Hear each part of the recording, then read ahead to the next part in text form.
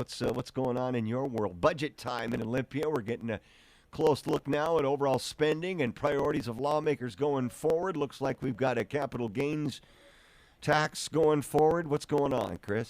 Yeah, this is it's the time of year where we see a lot of these budget proposals come forward. And last week we saw the two budget proposals from both the Senate Democrats and the House Democrats, and the Democrats are in charge in both chambers, so these budgets give you an idea where things are headed. We'll start with the Senate budget first. It's the largest budget in state history by far, a 13% increase to $59.2 billion. The House budget would be the largest in state history as well, $58.3 billion. That's an 11% increase. So these are huge numbers, many questioning whether they're even sustainable. In fact, if either is approved, state spending over the past 6 years will have increased by almost 50%. And we know just from simple math that likely is unsustainable. Both proposals budget for revenue from a state income tax, starting with capital gains.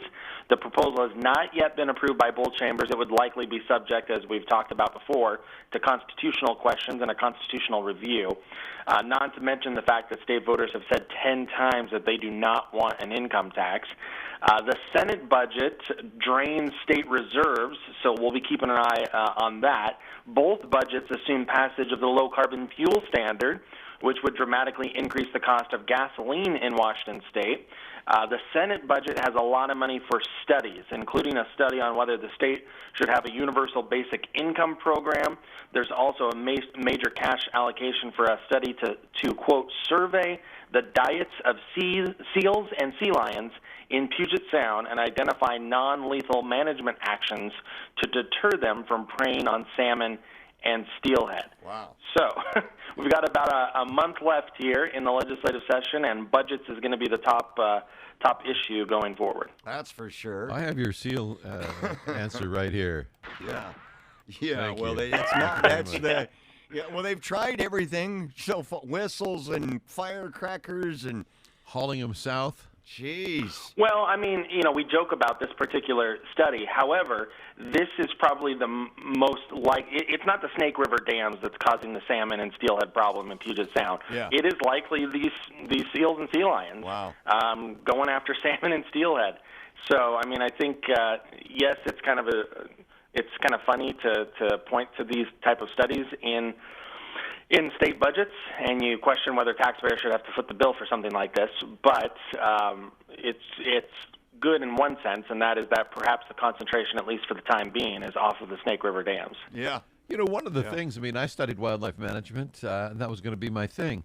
One of the ways that you can, manage a habitat is by limiting the number of critters munching on it. If you want to have a sustainable population, you have to control the things around them. Seals and sea lions, major predators. Sorry, do you want a salmon run, or do you want to watch the seals? Go down to the Embarcadero, or go down to San Francisco if you want to watch seals and sea lions.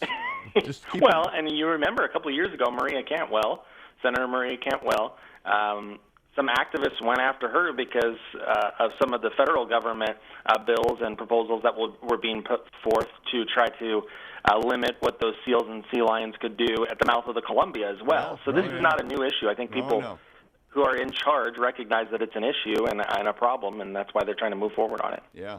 And you start killing these things, even though that might be the answer. That's I think it's going to freak everyone out. All those activists are going to be out. Yep. Seal teeth as what's the word I'm looking for?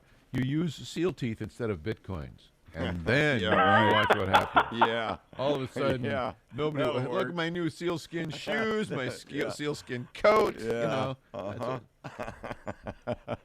Well, here comes all the controversial bills. I guess we got one yesterday about guns on the state capitol. Certainly, that's one of them. What else is coming down the last month or so of the legislative session? Yeah, and you're probably going to see lawsuits filed immediately over that one. Yeah. Last week, we saw final approval given to a bill that would give felons who are out of state custody the right to vote. There have been 3 different bills that are moving forward that would require the controversial and divisive concept of critical race theory be put up in for training sessions in public schools, public colleges, and state-supported medical programs.